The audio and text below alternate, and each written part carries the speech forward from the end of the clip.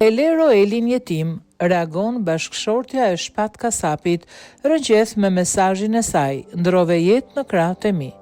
Silvie Jaho, bashkëshortja e Shpat Kasapit, i cili ndroi jetë papritur si pasojë një ataku në zemër, ndan dhimbjen e saj për humbjen e tij.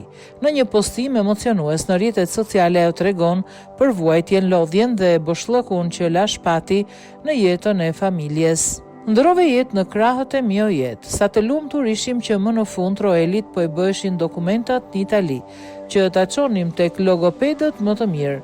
Sa jemi lodhur, sa jemi stresuar dhe askush nuk e di, sa të afërt kemi qenë, sa bashkëpunues në privatësinë tonë, duke shijuar rritjen dhe zhvillimin e Roelit. Nuk e prisja të dëgjoja Roelin duke të thirrur babi, nuk e prisje ti Shpat, nxitove dhe na le vetëm pa ty. Ele Roelin jetim o Shpat, në kohën kur më së shumti kishte nevojë për ty, kur duart e tua duheshin më shumë se kur. Si t'ja shpjegoj Roelit që babai nuk është më.